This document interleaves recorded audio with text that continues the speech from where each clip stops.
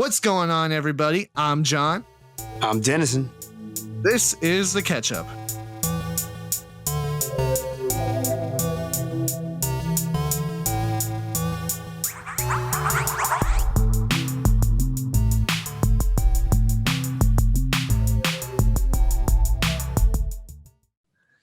All right, man. So we have a good friend, a blast from the past. Really, we haven't talked to him for a long time. We got Matt Butscheck on here. What's going on, man? Hey guys, just living life, doing things, and coming back home from doing those things. And I don't know. I just thought, I was like, you guys have some pretty cool stories on the podcast. So I was like, it was weird advertising myself, but I was like, hey, you might want to interview me on the podcast. I'm just saying,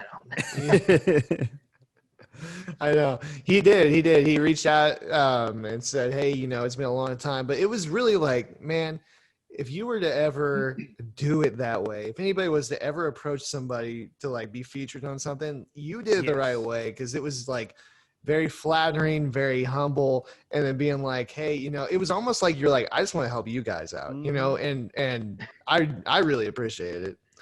We're really excited to like tell this story. It's going to be awesome, man. It's going to be really cool. No, it's going to be amazing. Thank you. I mean, I'm honored to have you here. Yeah, it's great to catch up with y'all again. Can I tell us? Yeah, definitely. Yeah. See, I love your even before we started recording, he's injecting the catchphrases already. He's like, actually, I'm making a play to be a co-host now. That's actually what he's going to do. Yeah. It's going to be the catch up with Matt and John now. Sorry, buddy. Yeah. I thought about this for a long time. Sorry, Denison. I'm making it happen. Yeah. He's like, I'm coming for your seat, man. So yeah, man, just kind of tell me what's been going on just the past couple of years. It sounds like from what we were talking about before we recorded, it's been a lot. Yeah, because like we said before, I haven't talked to you guys since about 2014, and then John, you said you moved to Wichita that summer of 2014. All I did was, to summarize everything since 2014, graduated SFA with my bachelor's in physics in 17. And then the fall of 17, I went to Omaha and started my master's in physics at Creighton University, and then finished that the summer of 2019. And then at that point, because I think you guys started the podcast in 2018, I had found out that you, John, had moved to Wichita, or maybe I just was reminded of it. Oh yeah. And I was like, oh, he's only 3 hours away. I called it in the north. We're both in the north right now, enjoying the winter. That was one comparatively, we're up north. Yeah, that's what I said. And people in Nebraska were like, I guess we're in the north. And I'm like, you get snow every year. You're in the north. Oh yeah, absolutely, dude.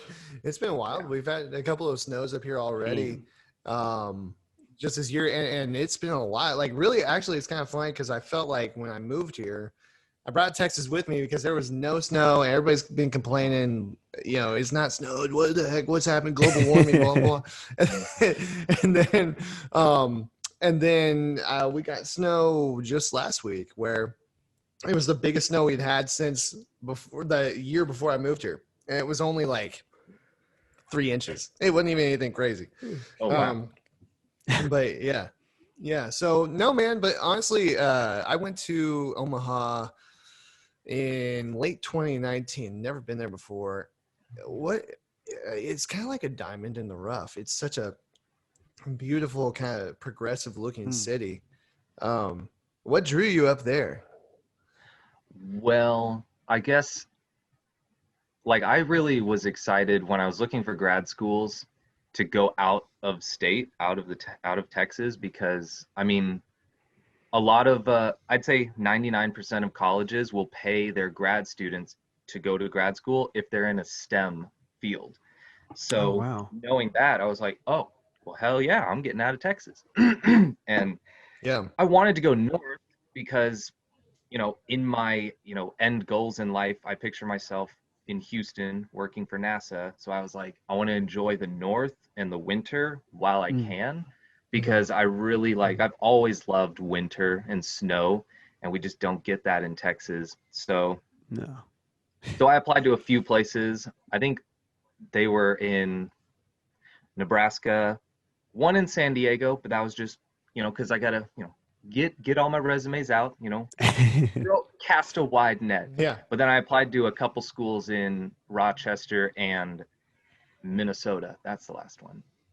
But yeah, basically the way I chose Creighton and Omaha was because I got accepted to San Diego State and Creighton, but Creighton gave me an assistantship, which is paying to go to grad school. They gave me that with the acceptance, whereas I had to apply separately for that at San Diego. And so it was like, okay, I've already been to a small town for college in Nacogdoches. Omaha is way bigger, 5 times as big as Nacogdoches. And it was in the north. Yeah. I got the snow that I wanted, so I was like, let's do it. Yeah. That's funny.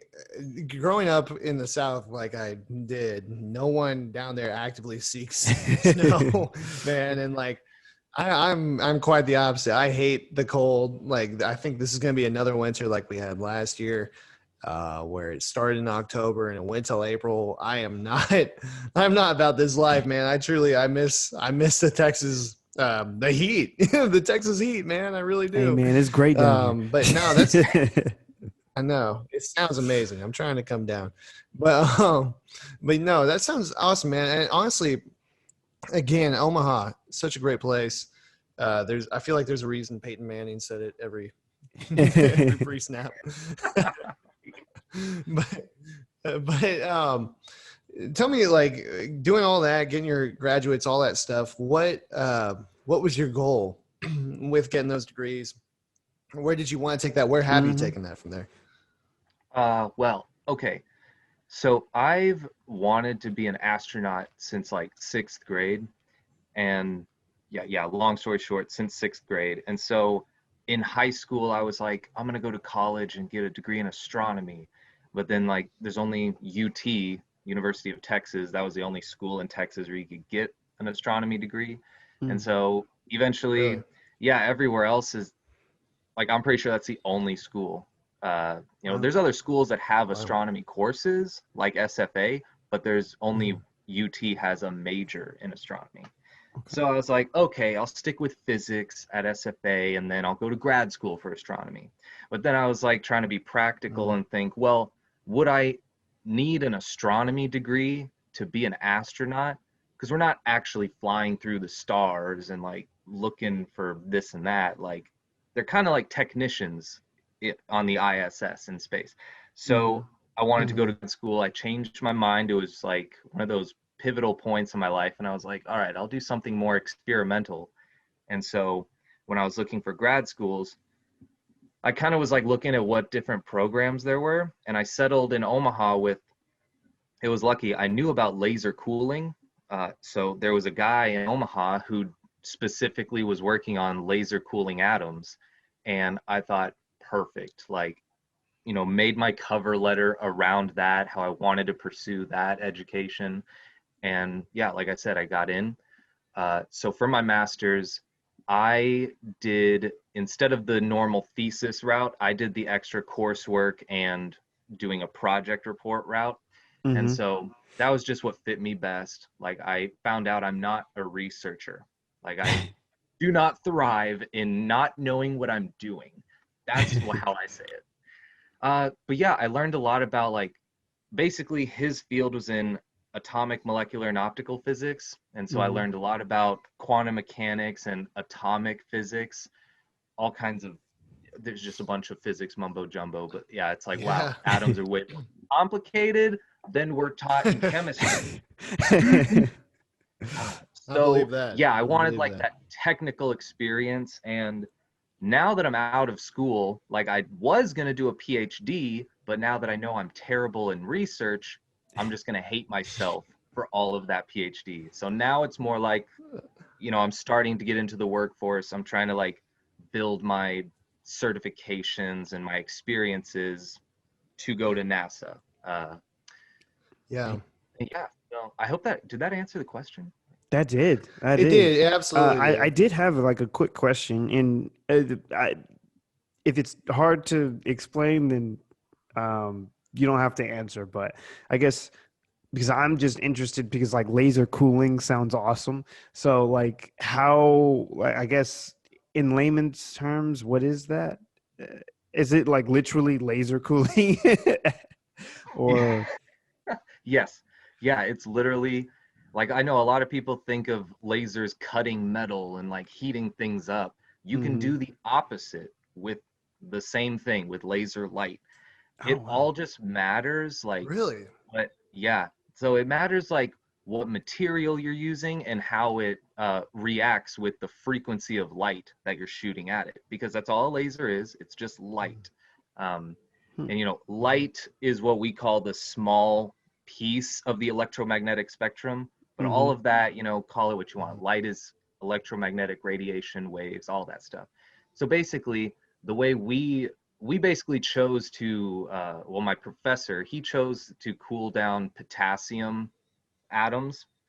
And so what you have to do is like, okay, you just have to see what frequency of light will those atoms absorb when they're coming into the laser light. So when things are hot, especially like a gas, just thinking of a gas, that's what we were cooling. We were cooling down gas. And so all those particles are moving around when it's hot.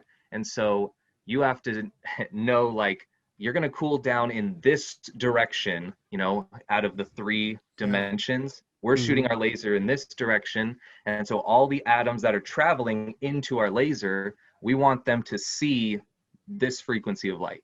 And so when they see that frequency of light, they're going to absorb that frequency. And since light has momentum, it's going to counteract the incoming momentum of the potassium atom. Oh, that makes sense. That's so wild. That's wild. Awesome.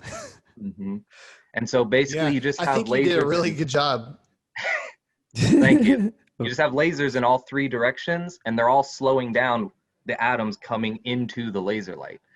And my professor, he always puts it as it's like slowing down a bowling ball with millions of ping pong balls. Oh, yeah. I you know, I think you did a really good job of putting that in layman's terms. It is wild to me how that works. I don't know, man. I was actually kind of talking about this the other day. So I got for Christmas. I know I'm like 5 years behind this movement, but I got some Beats Studio 3s that have active noise canceling on them, and it's same premise but with audio, right? Where it finds the frequency that is causing noise from the outside world, and then it produces a counter frequency and to negate that, you know. And actually what's even crazier is when I talk to people on the phone, it adjusts its noise canceling feature to where I can hear ambient noise around me. So but it's still on, but I can hear like other people talking or that kind of stuff.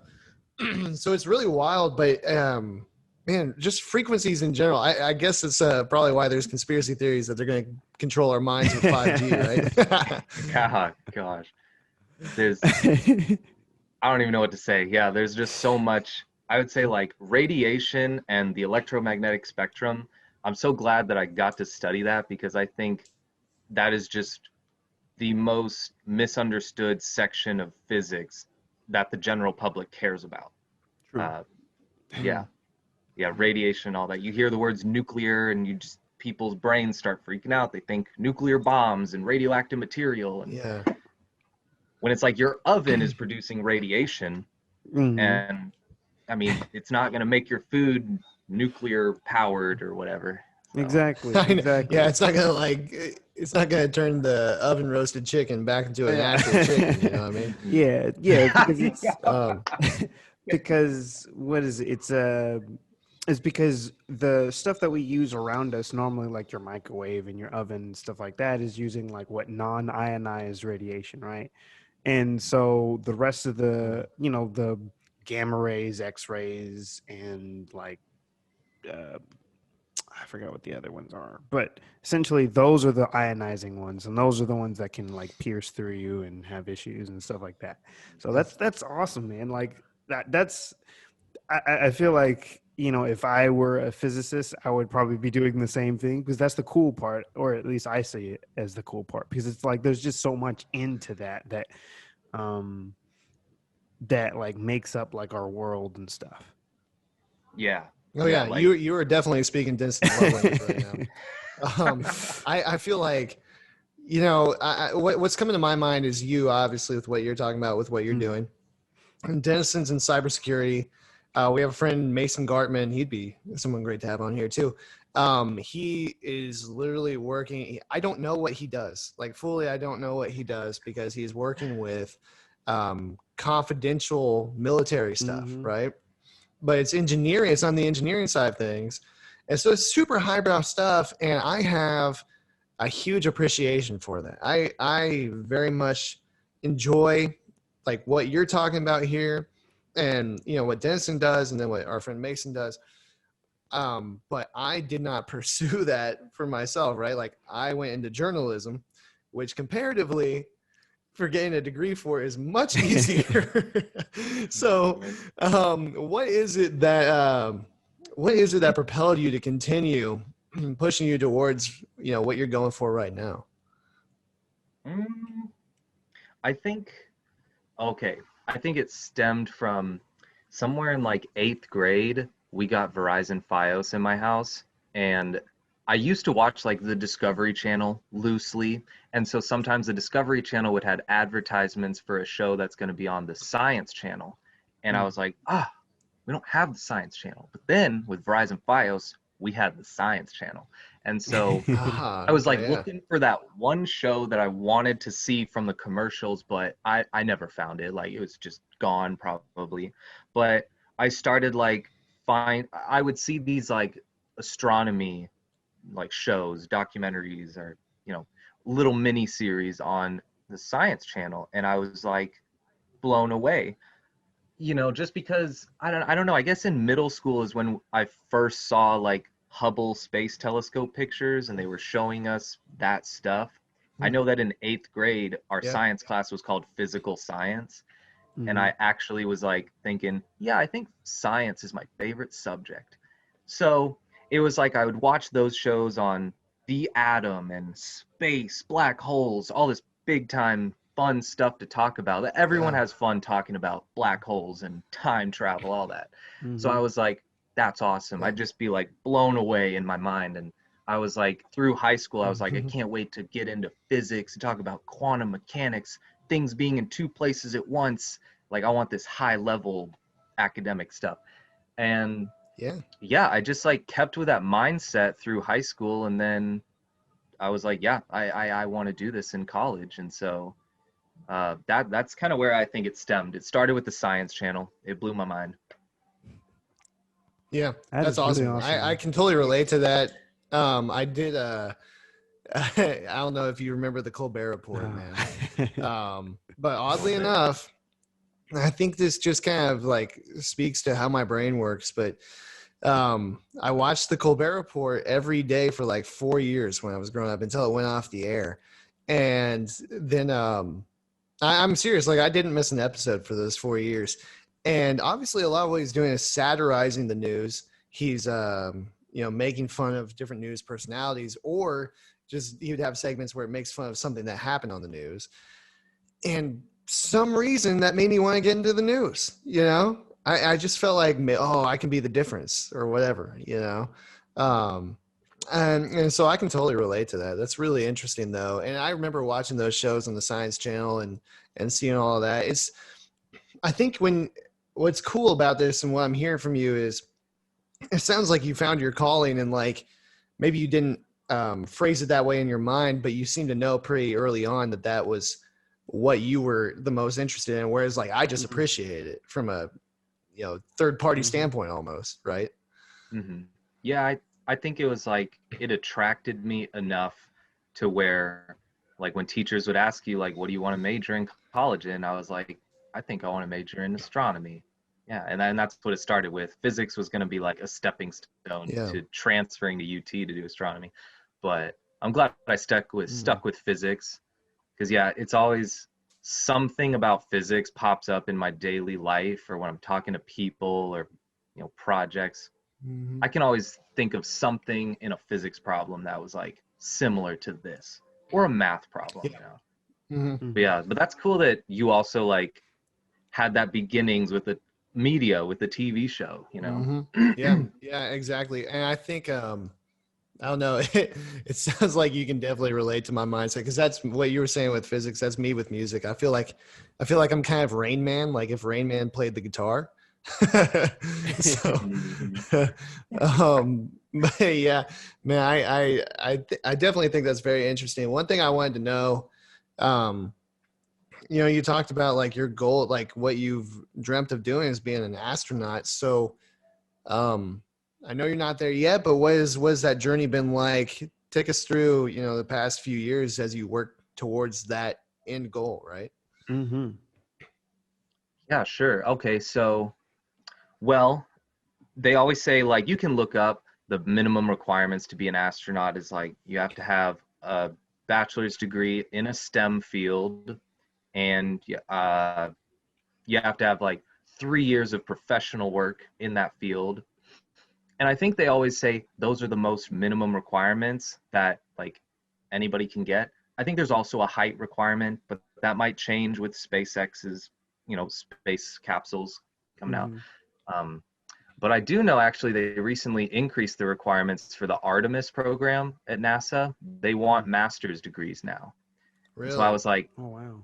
yeah, I met an astronaut, a former astronaut in Nebraska. He was Nebraska's only astronaut, and he had a master's degree, and he was like, yeah, you should probably get a master's degree just to be like that much more competitive. Yeah. And so now Overqualified, everyone's right? gonna have master's degrees. Great. Great. Now everyone's got master's degrees. And I'm not Yeah. competitive anymore. Which no, that's not actually how I think, because there's actually a lot of PhDs who are astronauts. So Mm. it just depends what subject it's in. But anyways, for me, like, yeah, I wanted to do, I did my STEM physics, got my master's in physics, and now my kind of plan to be an astronaut is how can I look like someone who's easy to train? So all astronauts, like, they have some kind of medical training, they all learn Russian, and like I can do that. I can learn Russian on my own, or at least get started. I Yep. can get Mm-hmm. EMS certified. Like that's in my plans. Oh, any kind of flight experience is great. So I can get my pilot's license. So those kind of Yeah. Yeah. things, I'm like, I can do that like while I'm working anywhere. Like anybody can do those things. So I'm like, these are my things on my checklist. I want to do that and that. Going to Curie Atoll was kind of like a surprise in my sense for like how it will affect my application for astronaut candidacy. Like it Mm-hmm. was basically isolation training out there, and I wouldn't call it. Yeah, it was like isolation training is what I would say. And then working in Antarctica, Was that's that the like goal of it? of me going to Curie. Yeah. No, no. It was No, it was really just icing on the cake. So how Mm. I found out about Curie Okay. was through Yeah. a friend that went to Stephen F. Austin with me, and I was kind of just looking at opportunities to do before getting a big boy job and like settling down, getting an income, and starting to like have more finances in my life. Uh, so this was one of those volunteer opportunities where it's like, okay, great, I won't get paid, but I'll have food and housing taken care of. And I was like, were if I were to ever do this trip, this opportunity, it's now. It's just right now. Well, I'm young and Hmm. untethered. Yeah. Mm-hmm. So yeah, I didn't think it was going to be as isolating as we were, because we didn't know COVID was going to happen. We were expecting like there to be 8 or 10 of us out there, which I guess is still sort of isolation training. But the fact that there was only 4 of us out there for 8 months was Damn. like, you can't argue with that. Like the ISS has like 6 people for months at a time living in a Mm-hmm. tin can. Yeah. So But yeah, no, it was more just like, how can I like do a nice volunteer opportunity before I get a job? Because right now is the easiest to do long-term volunteer like that. Mm-hmm. That's Yeah. awesome, man. Like, it's insane. I feel like I'm just rolling it it all really off. is. Like, Yeah. I don't know. Well, so it seems like, I don't know, this to me is a testament even more so to your drive for this end goal, is you're looking at every single thing that you're doing in terms of how it can benefit this end goal, which is awesome. Like, that's so cool. I know you've been listening to the podcast. I mean, you know, in a much smaller form, like we've been talking about that in regards to like the website that we have, and like each little thing that we do, how that can benefit that, right? So that's like the mindset that you have to achieve that success. But I want to know more about this isolation. Like, what led up to that? You know, what in turn made you want to do it? And then I guess just give me the timeline of when you were there, when you came back. sure. Yeah. And at any point, if you need to stop me, just go ahead, raise your hand or something, because I'll just keep going. I can just make so much detail. I'm here for it, man. I want to hear it. So like I said, my friend Kelly did it in 2018, the summer of 2018. And then like Facebook randomly in the winter of 2018, it did one of those things where it's like, you and Kelly have been friends for 5 years, you know? And I was like, I miss Kelly. I'm going to talk to Kelly. So I would like asked her if she was still in DFW, and we like met up that winter, and she had just gotten back from Cure, and she was telling me all about it. And I was like, whoa, like people do that? They just take volunteers to do something like that? Like, so it just blew my mind, and I was like keeping it in the back of my head. And so as I was getting towards graduation of 2019, I like didn't get this job that I was confident I would get, broke up with my girlfriend at the time. And so I was thinking, okay, you know, could I do a different opportunity before just jumping straight into a job? And so that's when I like committed. I like applied for this thing, emailed the people. And so, yeah, I moved back to Dallas August of 2019. And then I got accepted for a volunteer position in December of 2019. So then at that point, I was set for the next year.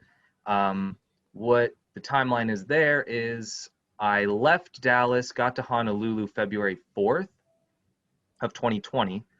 And then we were like, they were getting all their volunteers together, which this summer, it just happened to be 2 volunteers and 2 crew leaders, which is small for sure for that crew. And that just, it was small because of, you know, different reasons with the organization.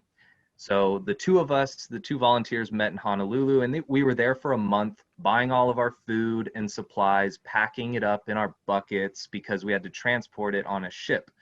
So February 26th, we had all of our stuff on the ship, and this is a ship that's like 3 decks high and maybe like 200 yards long, roughly that size.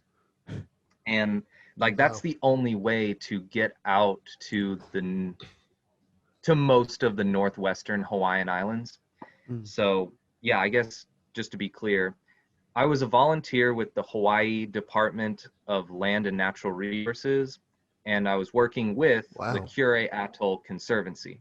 And so a lot of people don't know that there's more islands in the Hawaiian chain than just the main 8. There's all these different ones that go. So we basically were on it. We got on the ship February 26th, and we were on that ship for 6 days going northwest, straight northwest, all the way to the tip of the northwestern Hawaiian Islands. And so that final link in the chain is Cure Atoll. And so we got there March 2nd. That's when we did our crew swap with the winter 2019 crew.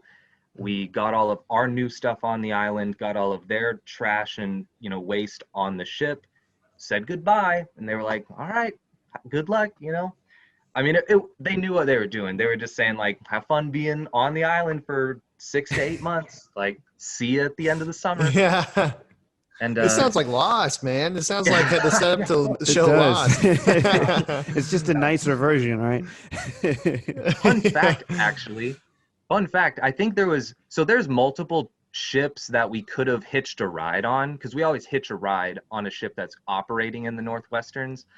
And I think one of them actually was used in Lost. Like, it was the ship that rescued the Really? Lost people. Yeah. Oh, that's awesome. Yeah. I think it was called the Wow. Katana. That's really cool. Yeah.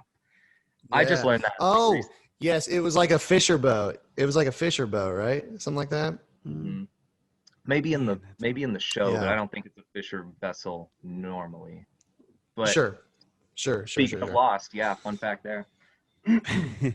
That's wild. that's That's really cool. amazing, man. Yeah. So do you want me to finish off like the timeline? Like, we got there and then coming back. Yeah. Go for it, dude. Yeah, I man. want to know all of Continue. it. It's crazy. Yeah. Don't stop, man. Go. So yeah, we got there March 2nd. And what was so crazy about the trip that I learned from my friend was that when we get out there, like, we don't have any internet access, no cell phone service, there's no air conditioning, no laundry washing machines. So like, you're working out there, removing invasive plant species. It was all habitat restoration. And so they're trying to like live out there with as little, with only the necessities essentially. And yeah, you basically go out there living rugged, let's say. Yeah, living rugged for months at a time. It's kind of like a test to yourself. Like, can I just be off Snapchat for, 6 to 8 months? Can I do that? And I was like, well, I'm going to make myself do it. I know I can do it. Yeah. So I think that's a big like attraction to other people who want to volunteer out there. But yeah, what we did have was we had satellite phones, all the emergency stuff needed that you would think we'd have, we had it. And we were able to communicate back home with email over our satellite phones. So we would like write an email and then Wow, that's really cool. We connect it from our laptop to the satellite phone, and we were able to send messages that way. But we couldn't send any pictures just because it's too much data at that point. So it was text only. And that's how we got our news updates too, was through email from friends and family. And so that's when we learned, halfway through March, we learned like, oh, lockdowns happened. Coronavirus blew up. It's a huge thing now. We're like, whoa, Yeah. we like got out here just in time. Like, we nailed the schedule.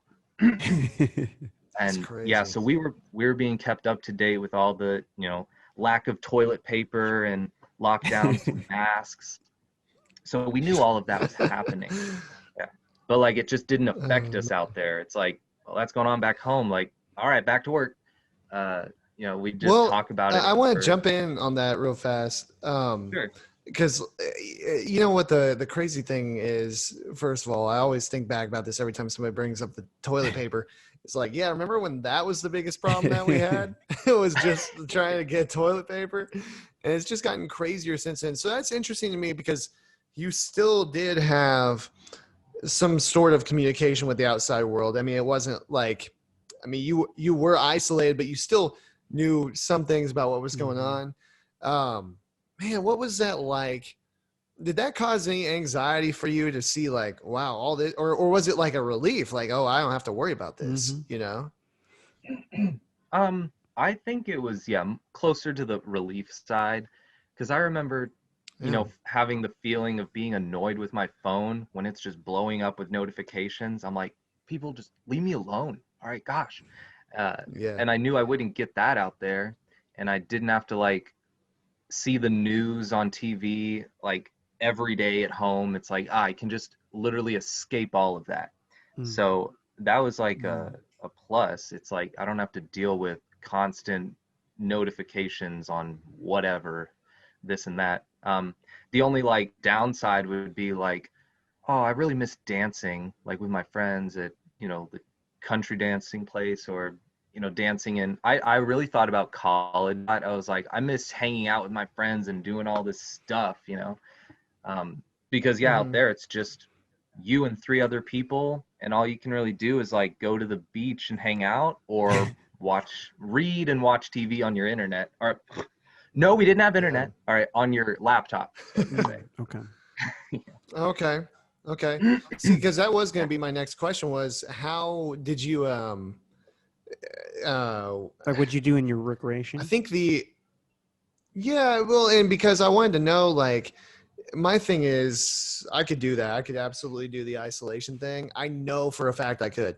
Because I have this amazing iPhone 11 right here, this fantastic device. But I mean, it's been blowing up with emails and all sorts of things since we've been doing this. Literally just got one right now.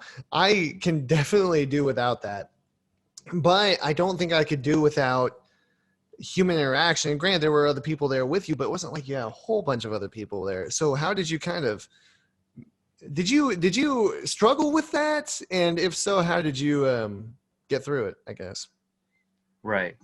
Yeah, I mean, because they said one of their biggest criteria for interviewing people and not hiring, accepting volunteers is like, can you live and work with the same people for months at a time?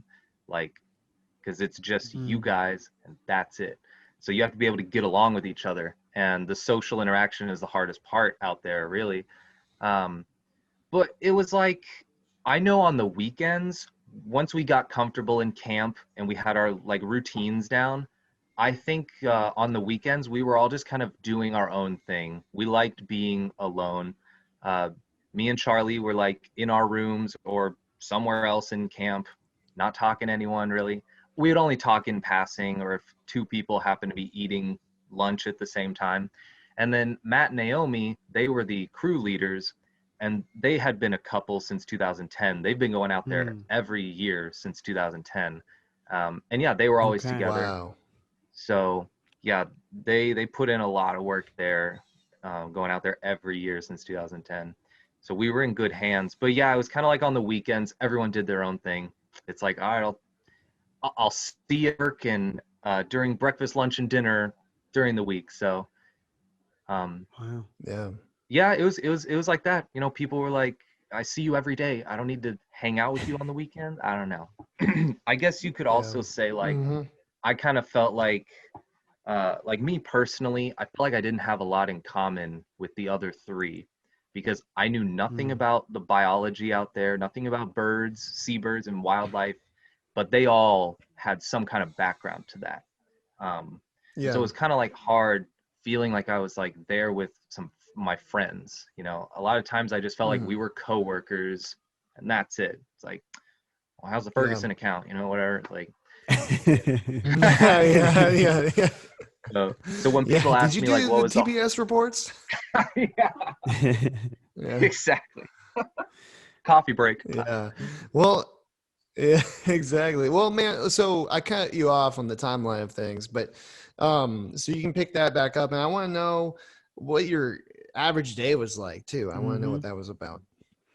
Yeah, sure. So I guess I'll finish the timeline real quick. So we got out there March 2nd, and we were on a normal season. There's supposed to be another ship that comes out in April. We were expecting late April to get another ship to drop off two other people that would have been our Hawaiian monk seal specialists.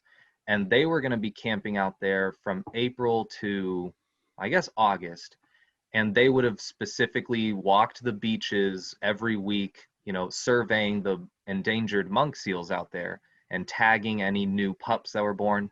Well, due to COVID and travel restrictions, that trip was totally canceled. So, Wow. you know, usually they're there every summer. They didn't come out at all. And of course, at first it was like they were just going to delay it, and then they just had to cancel. Um, so Yeah. then so then we got tasked with doing that. So we didn't do it every day or every week like the monk seal specialists would have, but we got to walk the beaches, you know, I don't know, I guess monthly or twice a month to kind of fill in that data gap. Uh, and then originally, so yeah, that trip was gone. And then originally we were planning on getting out there in March and leaving late September. So we were still, as August was coming around, we were like, hey, is COVID still a thing? Like people still, are we still locked down or whatever? And yeah, it was still a thing. So we basically got delayed a month. And so instead of a ship coming to get us in late September, it came October 26th and picked us up. Man. And Wow. Yeah, we would, like, as it got closer to September and October, we were, talking about what are the possibilities of, what if there's just a week of bad weather and, like, you know, the only thing they can do is pick up our bodies and that's it. Not like our dead bodies, but like we Oh, can't bring any wow. of our stuff. Yeah, no, there was never any risk of like being stranded out there. Like if anything, if the most Yeah. absolute extreme case, the Coast Guard could come get us, Okay. period. But there's always like Okay. lots of supplies and a year's supply of food on the island. So we were stocked. We could have, Oh, we also wow. flirted with the idea of staying through the winter season and Mm. just staying out there. Um, but that Yeah. was just we would just thought about that. Another option would have been like closing down camp and not having a winter crew at all. Mm. Uh, but luckily, they haven't done that since 2010, and we didn't have to do that. So we were able to get a winter crew out there, and they picked us up with all of our stuff. We were just thinking of the most absolute extreme cases, what would happen. Mm-hmm. But Yeah. yeah, Yeah. the only other difference in getting home was normally they'd pick us up on the ship, and we would go home with the ship. Because the ship that picked us up was the same one that took us out there, and it's a Midway resupply ship. So it would have stopped at Midway, and we would have been there a day or two, and then we'd get on the ship and go back home. But this time they needed the ship for a different project in the Northwesterns, so they Mm-hmm. needed the crew space. So instead of us staying on Midway for a day or two, they picked us up on Cure, dropped us off at Midway, and we stayed there a full week while the ship left. And so we took a Yeah. flight home from Midway to Honolulu. Okay. So Wow. I That's cool. basically, yeah, I talked with my friend Kelly about her experience versus mine, and like we had the best the best opportunity on Midway. We got to help out and see both islands of Midway Atoll. We were there over Halloween weekend. But yeah, just being able to stay there for a Yeah. week when I thought there was a possibility we wouldn't see it at all, it was just absolutely perfect. Yeah, so Midway is the only, I think, That, operating airport in the Northwestern Hawaiian Islands, and they get a flight every 2 weeks for mail and other supplies. And we just hopped on that plane a week later, and so we got home in that would be Honolulu fun, November man. 4th. Boom, there's the timeline. Wow. Wow. Yeah. That's so crazy, man. I don't even know. There's just so much to break down. I guess Mm-hmm. before I get into, or before we get into any other questions, take me through like an average day for you. Right. So Monday rolls around. I would wake up at like 7:30 and get to breakfast at the main house by 8 o'clock. We'd eat breakfast in like 15 minutes, and then we'd have to do our dishes because we can't just leave it around because bugs and wildlife. We'd do our dishes. Yeah. That'd take like 10, 15 minutes. And then we'd all go back to our rooms, get ready for the day, geared up. And then normally, so the morning hours, we would go out and we'd remove invasive plant species either by spraying 2% herbicide or hand pulling. It just depends on which part of the island we're going to. Mm-hmm. And we would do that. Then we'd come back for lunch, maybe by like, I'd say the average lunchtime for us was 1 to 2, 1:30. Come back for lunch for an hour, and then we'd either go back out in the afternoon hours and do the same thing, or if we saw some marine debris on the beaches, we might make a special trip to take care of that, just like pick it up and pile it somewhere safe where if a seal climbs on it, it has the least chance of getting entangled in it. Um, Mhm. yeah, those were like the most things we did. We also looked at the Laysan ducks, which is another endangered species out there. We like monitored them basically. And then we'd come home by about 5 to 6, and whoever had dinner duty that night, they'd go and start dinner. They would get off work early to shower and, get dinner ready. And then I'd say you Yeah. basically had about an hour to two of free time before the dinner bell rang. And then yeah, you clean yourself up, and then it's dinner time. We'd go have dinner, uh, and then the cook would always choose the entertainment, or if it was a free night and there was no entertainment because we might have been tired that day, and we would, we Yeah. got into the habit of watching movies together or half of a movie during the week, and we'd watch Yeah. that and then go to bed by like, I tried to go to sleep by 10 or 10:30. Okay. And that was Monday through Get Friday. get your 9 hours. So tell me about like that's interesting. The cook would choose entertainment. What were the entertainment options in a place like that? Basically, it's going to be like something to entertain the group. I remember in the beginning, I brought out there a card game called Pit, and I was like, let's play a card game, you know? So we could have played a card game.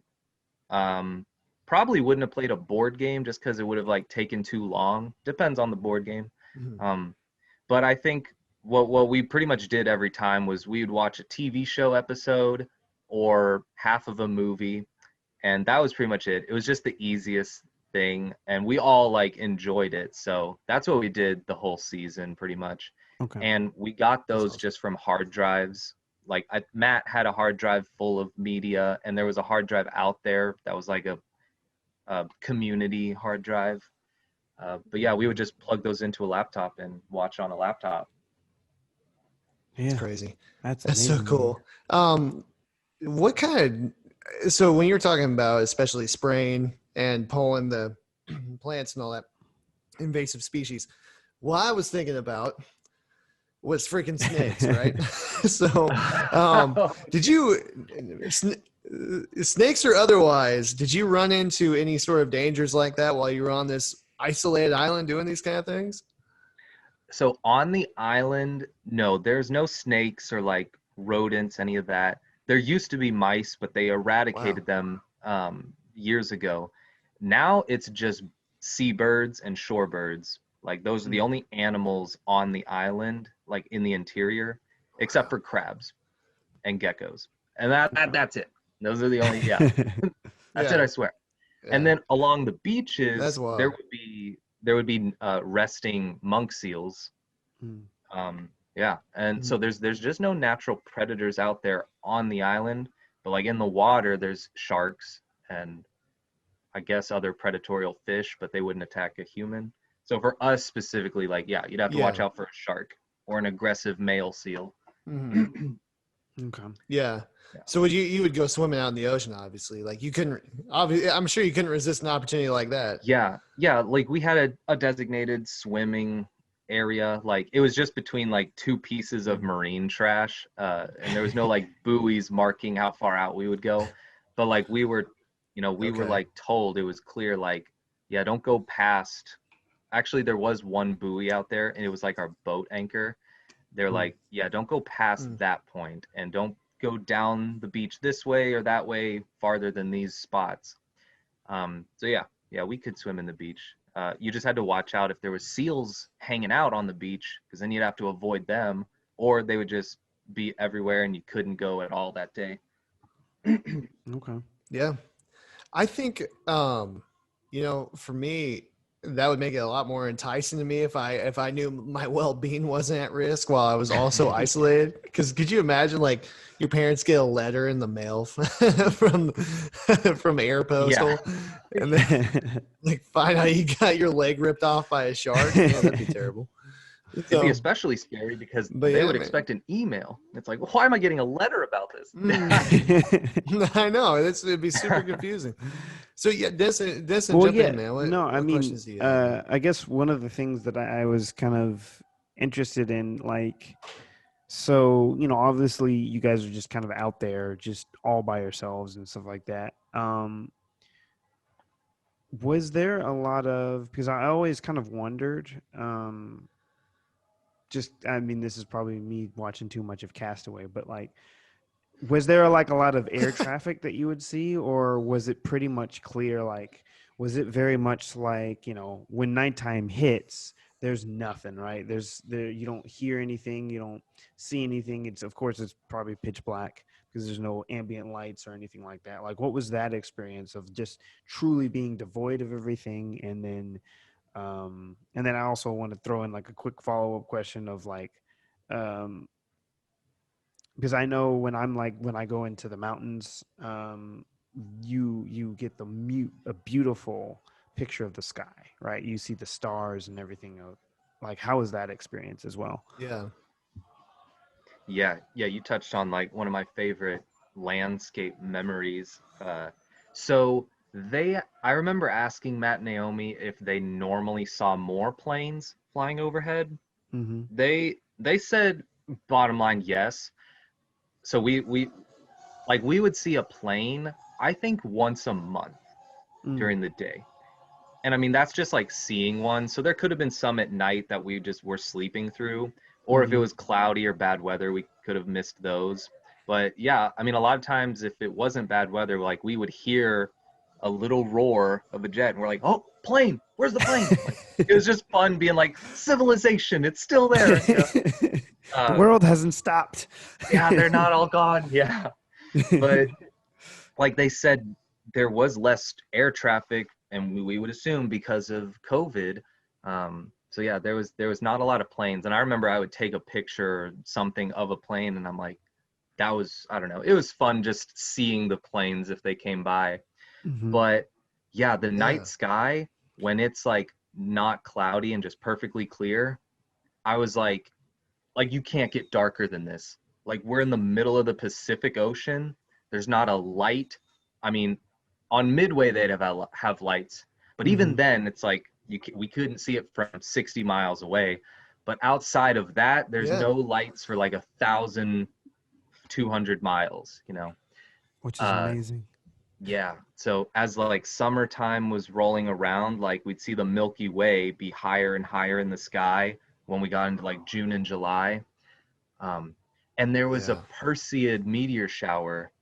I forgot what month, maybe July, but I remember trying to see a meteor shower back home, and maybe, you know, it could have just been the meteor shower itself. Like I was always disappointed. I'm like, oh, I guess 60 meteors an hour is 1 per minute, you know, so it's not like you're seeing like someone shooting off fireworks, you know, like you're just well, go ahead. I mean, I just remember like going to obviously being in Dallas, growing up there.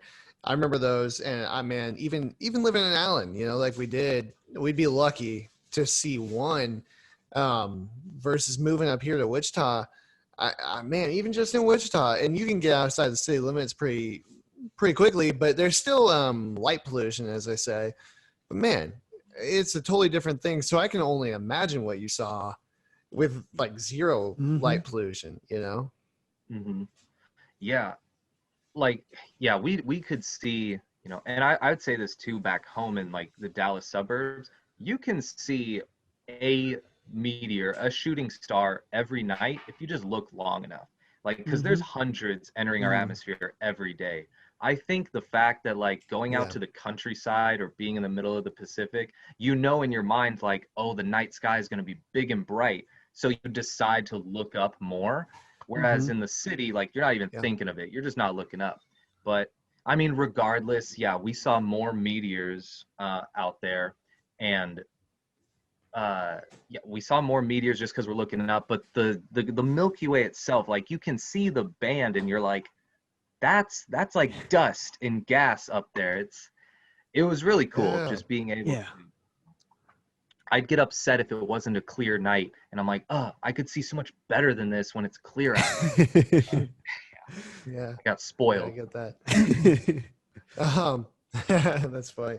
Yeah, so I want to know when, you know, obviously you kept up to date with the things that were going on overall, but still, when you came back to, you know, shore and, you know, whatever, however you want to phrase it, came back to regular civilian life, right? Was it kind of a culture shock for you, dealing with all the changes and the mask requirements and the social distancing, and like, hey, there's this threat of a virus that could kill you, you know? I would say I was already in the mindset of like experiencing so much new stuff, like because going to Hawaii just looks like a totally different country, you know, in and of itself. And going to the island, doing laundry out of a bucket and like packing all my stuff in buckets, like I was already seeing so much new stuff. I was like kind of in this constant state of like, wow, all right, this is life, this is new and exciting. So learning about the masks and stuff, when we got back to Honolulu, Hawaii was still making like newcomers into the state quarantine. So we had to quarantine until our connecting flight home. I remember telling the first reporter that interviewed us, like, I saw outside of our window, there's like this nature center, and there were like some kids playing on rocks in the street, and they all had masks on. And it was just weird, like, seeing them be their normal self, but with masks on. It just looked all like apocalyptic, you know, like radiation's everywhere. You can't breathe the air, so everyone's got these masks on. I know. Yeah. But that, and then seeing that there were no people in the stadium seats on Sports Center, that was so weird. I was like, no one's at the game. Like, it's just empty seats, but it's an actual game. Those two things shocked me the most. And then having to remember to keep my mask in my car when I got back to Dallas. Oh yeah. Yeah.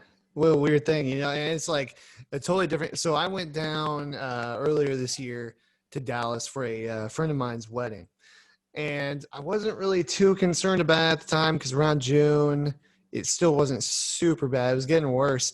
But man, right after that, I mean, Dallas kind of became the hotspot nationally for that kind of stuff, you know. So I just, man, I can't. I couldn't imagine it. I was thinking about that when you first told me about this. Like, wow, what a transition that would be, going from where it's like, hey, we can do anything we want, and like no one's watching us, to like now people are watching over you, right? So it's a wild thing. Yeah, but one thing I wanted to know. Oh, go ahead. Sorry. Oh no, I was just gonna say that. I forgot what I was gonna say actually. Oh, well, people like hearing when they would hear about our story that we missed COVID and everything. I think people even seeing our stories, like, they would be like, "Whoa, you guys had no idea like that any of this was happening." Like, that's what people get the sense of when they'd see the stories. But it's like, no, we knew about all the masks and like COVID was a thing, but we didn't have to deal with it out there. So we knew everything was happening. It just wasn't a part of daily life. And so that's kind of something that's a myth I've been dispelling, that people think we were just completely oblivious. But yeah, no, that's interesting. Did it make you want to go? Did any part of that? It sounds like you're pretty well adapted to it, so it wasn't really an issue. Like the changes and all that kind of stuff. But did any of it make you want to go back to that island and just be like, let me just write this out for a second? Yeah, honestly, like the news is on our TV at home every night, and I knew I was going to come back home to that. But yeah, that's when, I mean, I would think about that at the end of our season on the island. I was like, I don't want to go home and listen to the news every day, and just like the one thing, like, I got home and everyone was political. But I think that's because we got home the night of the election. Like, it was 3 a.m. November 4th. So, you know, okay, it was just a bad time to start getting notifications again, because everyone's talking about politics. Yeah. And that was it. Had to get used to that again. Well, you know, I think, and this is coming from a guy who works in the news, I would really like to have been isolated from it all for a couple of months. I'm not going to lie to you. It would have been nice. But no, that's interesting to me, man. I just, this whole experience is really crazy. I think it's something that a lot of people say that they would like to do. And, you know, don't necessarily get the chance to, or maybe they would like to, or maybe they do, but then it's like, wow, I don't miss this, you know, or it's not something I would want to continue. So yeah, it's really interesting to me. Denison, what question you got, I was man? just going to say, like, I guess what was, because you were on the island for 8 months, right? Was there anything that I guess you kind of forgot about, like, during that time, that like when you came back you kind of had to like readjust? I mean, I understand readjusting just to, and you already said you kind of readjusted relatively quickly, because, you know, of course you were on there with 3 other people, and so it was just, one is just adjusting to getting back into like, oh, there's a lot more people around or whatever like that. But was there anything else that kind of like maybe like you just had a really, really hard time clicking with or remembering, or like, oh man, I haven't done this in a little bit. Like how do I go about doing this, or how do I go about like moving in the right direction or whatever? Hmm. Well, yeah, it's tough to think about. I don't know really. Uh, I'm pretty sure I can still ride a bike. Like they say, you never. Oh, I had to throw that in there. But I think it's kind of like ever since I've been back, like I don't know. It's not like I'm going back to school or something. It's kind of Mhm. like I did my job out there, and now I'm like in my transition period again of doing my next job. Okay. So basically, I guess what I had to get used to was like coming home, like reorganizing my room, unpacking my stuff, and like, starting on the other things that I wanted to do when I'd get home, such as giving out some gifts. Like I brought back trash from the island because we're only allowed to bring trash back, nothing natural or biological. Mhm. Uh, one thing I Interesting. was worried about is I was like, whoa, when I get home, I will have not driven a car in 9 months. Mm. And so I was Mhm. like, I hadn't even thought about that. That's crazy. yeah, I was like, I don't want to be like a bad driver or dangerous driver, but it came, being I have been driving for 10 years. If I had a 9-month break, all right, I still had 10 years of experience behind me. Yeah. So it came back Yeah, it for came sure. back pretty quickly. I was just slow, a careful driver, no accidents. But Yeah, it's some old yeah, grandma yeah. action going. Man, there's nothing wrong with that. That is something that's interesting to me, though. So you didn't have to drive at all on this island. Was it just because it was that small? Yeah, like I guess I'd have to show you pictures of like what it looked like to really get a sense of it. Kind of felt like we were camping out there, but we just had really, really nice tents. Mm. There's no roads out there. It's a 200-acre island, so it's small. Like you can Mhm. walk around the whole thing Mm. if you just walk it in like an hour or Oh wow. less. Okay. Yeah. Yeah, there's everywhere we went, we walked there, and yeah, we just like really just had none of the amenities that you have back home, Okay. just because we didn't need them really. And again, this is all volunteer based, right? You said that. Yes, so the crew leaders do That's get great. paid, but they bring these volunteers just to help out with the labor needed. Mhm. So, how do you take care of the bills that you have at home or whatever?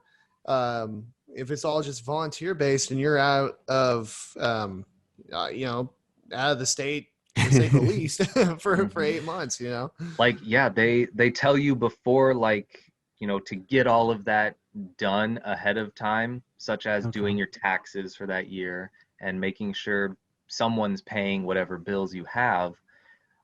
Just lucky for me, it's like this is the time to do it because I only had one Yeah. bill to pay, and that was my student loans. They kicked in, and I paid off my credit card before leaving. My taxes were done, and yeah, I don't own a car. I don't own a home. All my stuff was at home. I didn't have rent to pay.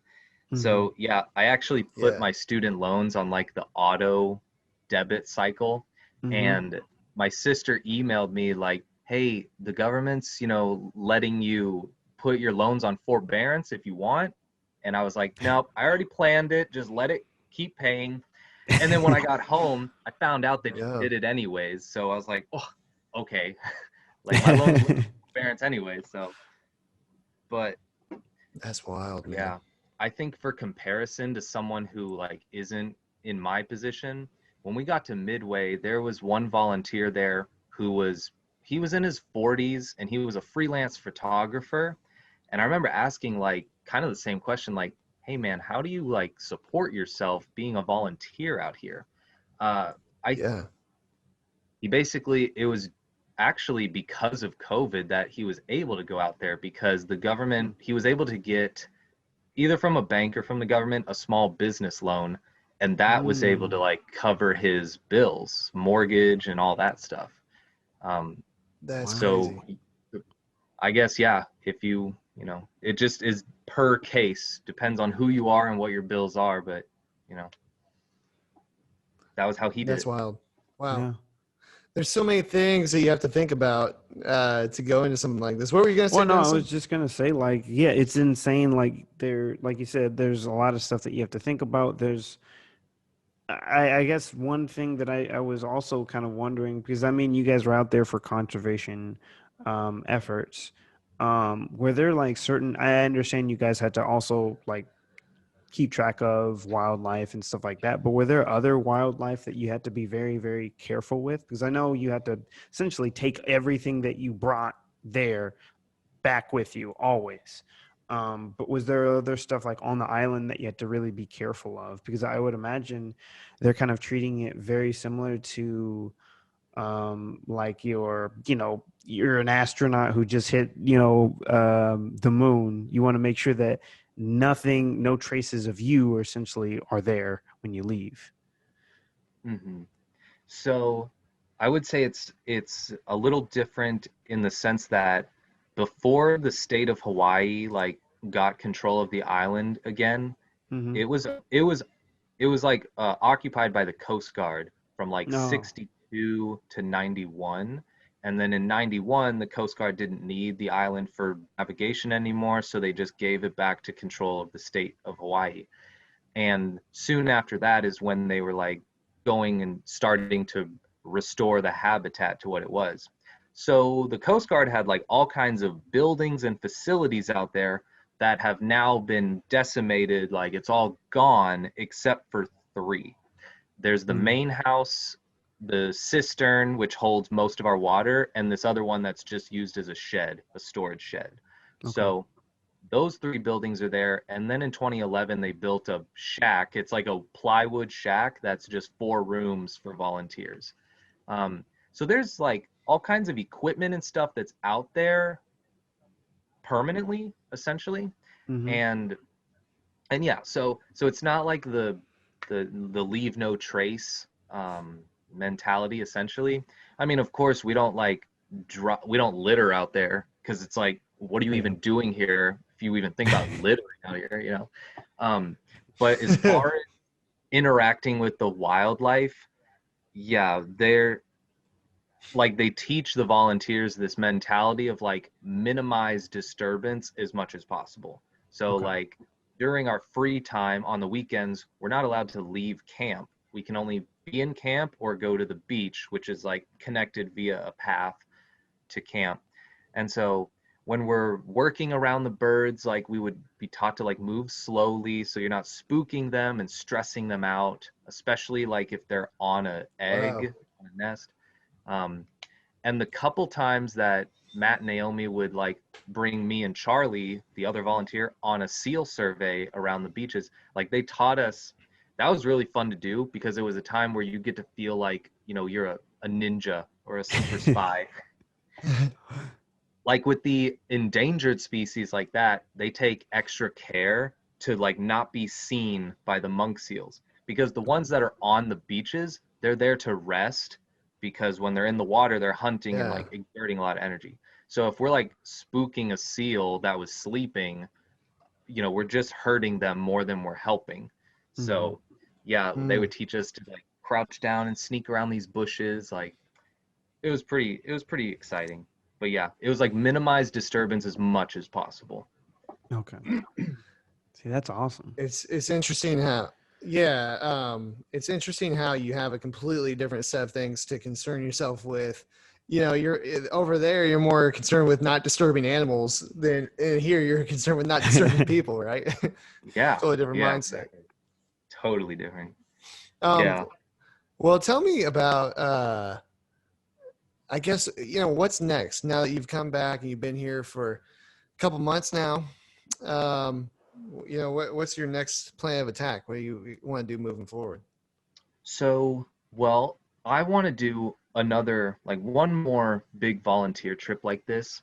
And so Mm. now from going out there, I learned about the US Fish and Wildlife Service. So I've been looking at opportunities that they offer because they offer exactly like what we were doing out there.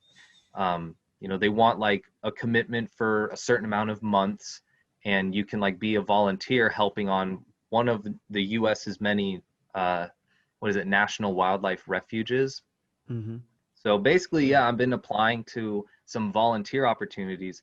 And even before I found out about Curie Atoll, I was looking into the AmeriCorps, and I'll still be applying to some positions there for volunteer, of course. And then what my plan is this time is I'll go somewhere where I will have internet. So then while I'm doing that volunteer opportunity, I can send out applications to a job. Like I'll get a job after this That's next smart. one. That's a good idea. Yeah. And Yeah. hopefully that next job would ideally be somewhere in Antarctica, you know, just to get this astronaut resume rolling. You know? No time to waste. That's right, man. No, Yeah. I know, I get that. So, you know, that's kind of my that's my other question is I've experienced this, I think, the past couple months, which to be fair, I have a lot going on in my life, especially things outside of work, right? But when you are doing everything, you're considering each step, how that moves you towards this process. How do you maintain that drive? You know, this is kind of an existential question, I guess you could say, but how do you maintain that drive and that determination and avoid burnout? Is it the passion about it that helps you overcome that, or what is it? I think I got just answer. So a quick anecdote, or I remember in my bachelor's degree, when I was a freshman, we were doing, you know, our physics classes were similar to that of classes in high school. Like we were doing the same kind of problems and learning how to get the math down.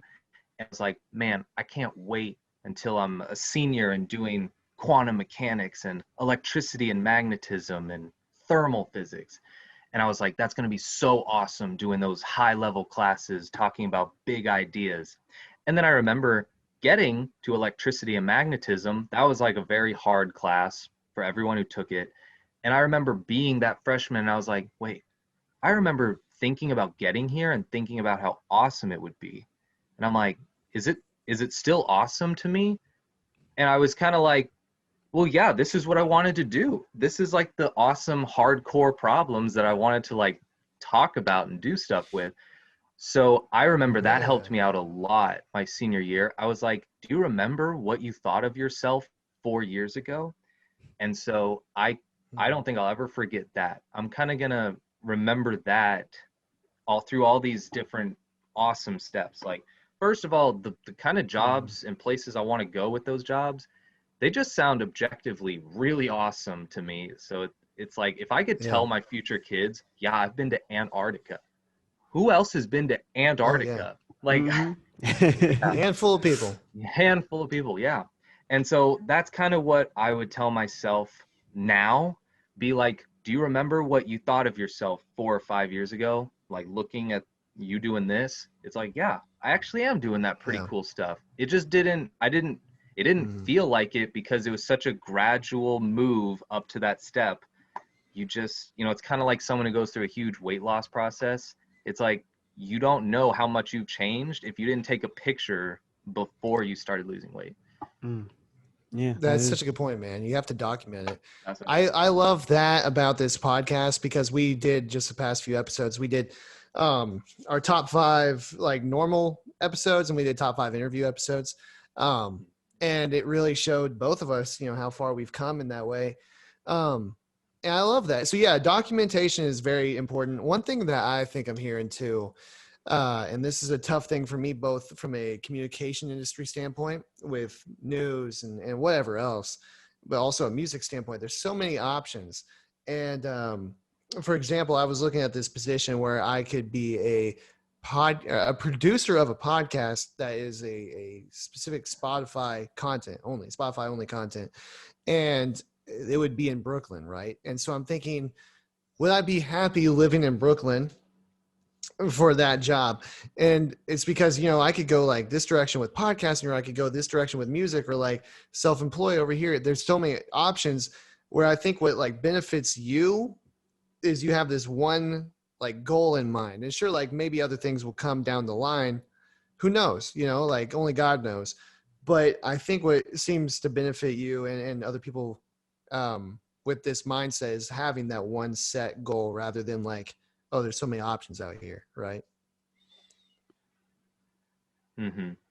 Yeah, I think it's like that quote, shoot for the moon, because if you miss, you'll land among the stars.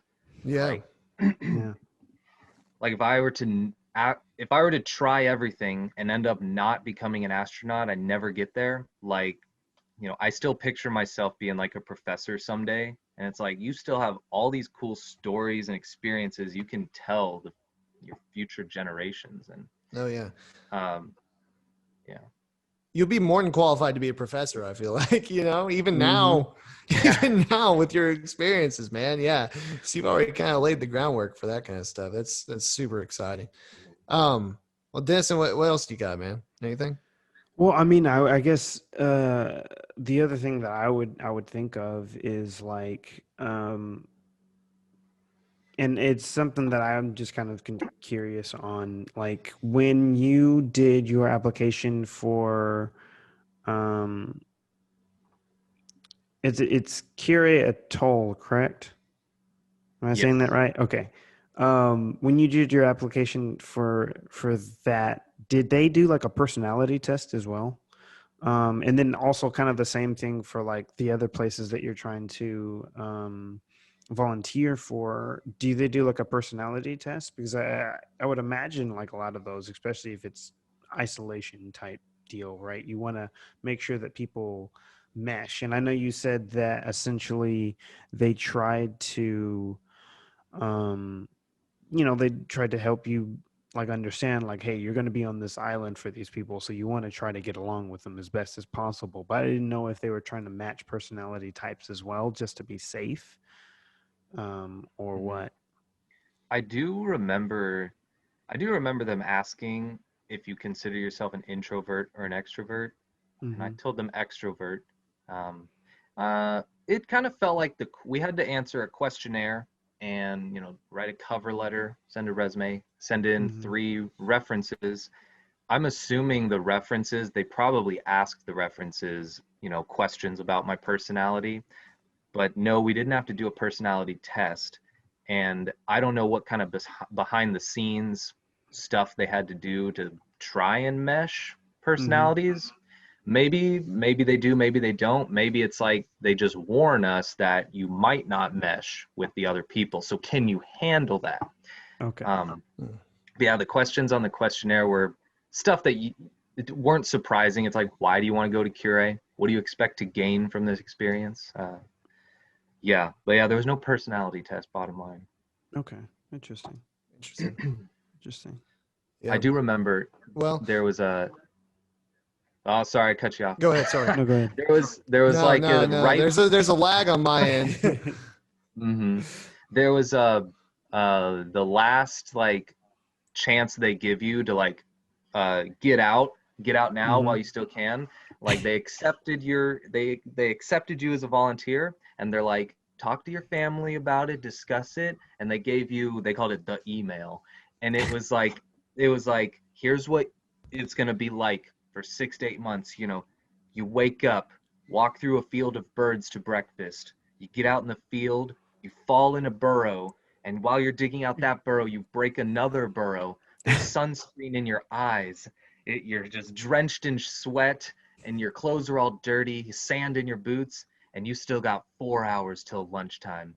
And you got to do this for 6 months. So they're kind of like, this is the extreme. Like, are you prepared? Like, you got to mentally prepare yourself to do this. And yeah, so I think Yeah. more it was like they warn you that social interaction is one of the hardest aspects of being out there. Mm-hmm. Yeah. Okay. Yeah. I Makes could sense. definitely imagine that. Yeah. Um, that's so interesting, man. I know like anytime it's almost 10 years ago now, actually, anytime I've been in a situation like that, it's kind of the same thing. I did this wildlife camp, or not wildlife, but it was like man, Denison, you remember I went. Yeah. What was it? Was What it would it be was called? you were going to different countries, correct? Um, Well, that was Okay. several years ago, and that was a different thing altogether. That was actually really interesting. I was 14, and I went with this student ambassador program called People to People. They're literally a government program, and got to go to. Man, we'll have We'll have to to. talk about that. We'll have to That'd be talk cool. about that in a future episode. Yeah. We'll have to talk about that one. But it, went through Malta, Sicily, Italy, and France while Euro 2008 was going on, which is huge over there, obviously. The football, the original football, right? So it was yeah, right. So it was really cool. That was a great experience. But no, I was thinking I went to New Mexico, and it was basically it was an NRA camp. It was a hunting and survival camp, essentially. And I mean, it was kind of that. I get it, because they want to teach firearm safety, right? So it was kind of a similar thing where they made it sound so much more dire than it actually was, and man, when you're young and you haven't had a lot of experiences like that, it can be a kind of a terrifying thing. I feel like, when you're thinking, wait, what are my parents getting me into? You know what I mean? Yeah. But you said that was what year? That would have been 2011. It would have been the summer of 2011. Okay, Yep. high school. Yeah.